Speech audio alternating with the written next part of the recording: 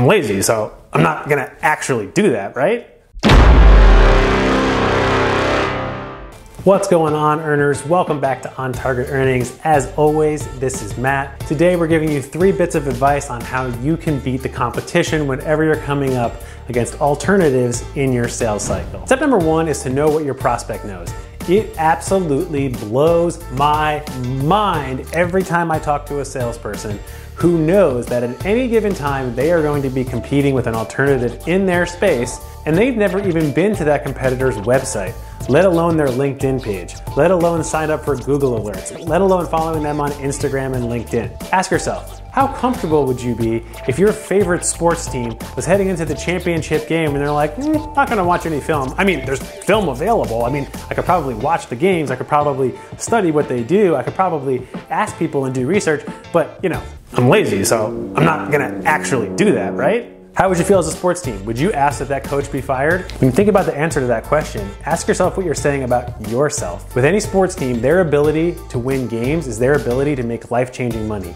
In your life, your ability to get people to sign on a dotted line creates life-changing money for you. And you're not taking the time to check out what the competition is doing for even 30 minutes a week. Matt, I need to stay on the phones. I gotta be on the phones. I can't do the research. I know that you can find 30 minutes a week. And even if that 30 minutes came outside of your work week, if it can double, triple, or quadruple your income, there's no excuse for why you're not doing it. So how on earth are you going to be viewed as a trusted advisor or a consultant for your client when they tell you they're looking at an alternative that you yourself don't even know what they know about it? How on earth are you expecting that you're going to influence a sale? Just ask yourself this question. Do I know what my prospect who's brand new to this space or industry knows about the competitor? If the answer is no, you are already starting 2 miles behind your competition. So what do I recommend? 30 minutes a week. Which competitors are giving you the most trouble? Just create a secondary LinkedIn profile where you only follow those competitors. So when you log in, your feed, that's all you see is what they're talking about and how they're positioning. Do the same on Instagram and Twitter. When you log into these profiles, you are now like the president being handed a daily briefing of everything that you could possibly need to know that your competitor thinks is cool and going to make someone buy their product. And for some strange reason, you haven't taken this action yet. Maybe you should pause this video and do it right now. Another great way to do this is to just Google search for Google Alerts. And what you can do is you can sign up for Google to tell you every time your competitor is putting out press. Even better, if you're trying to force the habit of actually checking in on your competitor, you can determine how often Google will email you and tell you about these insights. So if we want to go crawl, walk, run approach here, set it up so that Google reaches out about your top 3 competitors once a week each, maybe Monday, Wednesday, and Friday.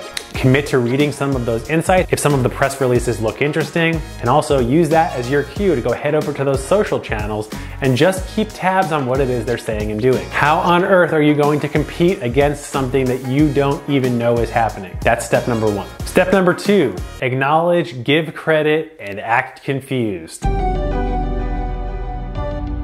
First thing you want to do when someone brings up a competitor is say, oh yeah, I've heard of them. They're one of those XYZ type of companies, right? When you say XYZ type of companies, you're basically putting the competitor into some sort of a category. By directly addressing any competitor, you're only going to serve to elevate their brand and make it seem like this is someone that you're thinking about constantly. For example, if I work for Mercedes-Benz and someone brought up Toyota, I would say, oh yeah, Toyota, yeah, of course. I mean, they're one of those like mid-range economical sedan type of companies.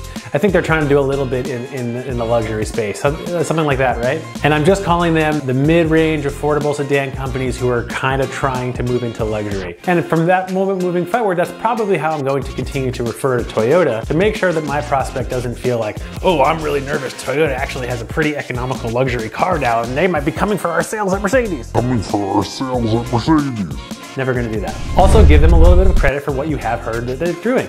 I have heard there's some decent fuel economy over there. And then finally, act confused. However, I'm a little confused why Toyota is coming up, only for the fact that you told me that one of the reasons you came here is because of the brand. You're looking for a luxury car, you're ready to step into really enjoying your experience when driving, and the brand is what brought you here. To be frank with you, I think the reason that we have that brand is because we are synonymous with all things luxury. It is our sole focus day in and day out.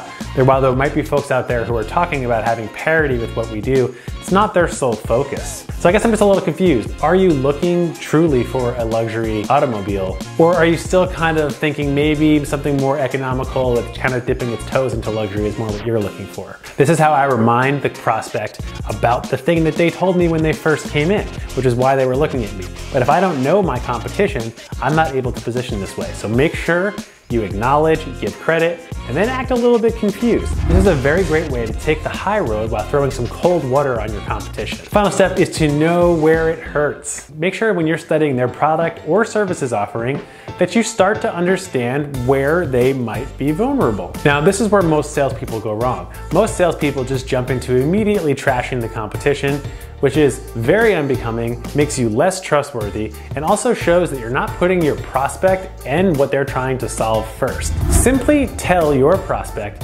hey, if you are going to be looking at more mid-range sedans and things of that nature, but you are curious to see what they're doing in the luxury space, 3 questions based on what you told me you're looking for, I highly recommend that you ask are 1, 2, and 3. Now, I can't write those questions for you, my friends. You're the ones who have to know what those are. But those questions, not declarative statements of weakness, imply that you know something about them in this industry that perhaps your prospect doesn't, but you are going to arm your prospect with the ability to go find out for themselves. I highly recommend if you're texting with them or emailing with them, you also follow up with these questions in writing and say, hey, I just want to help you make sense of the industry and what's out there. I want you to get the right solution for you. I highly recommend you ask these 3 questions because based on what you told me, I think you might be surprised with the answer, but of course, I don't want to disparage anyone, so I'd love for you to just kind of look into that on your own. That's it, earners. These are the 3 easy steps that you can use to make sure you start winning against competition. And I love competitive sales cycles. Why? Because I'm not competing with inaction. I'm actually competing with another salesperson. That means the budget is there. Someone's gonna get it. Should be me. I would much rather compete than not compete and compete against them doing maybe nothing at all. You all know the drill. I don't want your likes and I don't want your subscriptions unless you are finding this content helpful. So if you feel like some of the content from our videos have helped you advance a deal forward even just a little bit, go ahead and give us a like. And if you feel like some of the advice you've gotten on this channel has actually earned you a deal, please go ahead and subscribe. And remember, aspiring revenue leaders and revenue managers, we are unpacking all of these topics through the lens of the sales manager over on our Patreon channel, On Target Earnings. Ask your employer if they are open to letting you further your education by expensing a monthly subscription to Patreon, and you can check out this content over there.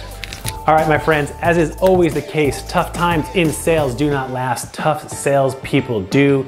Good luck and have a great day out there.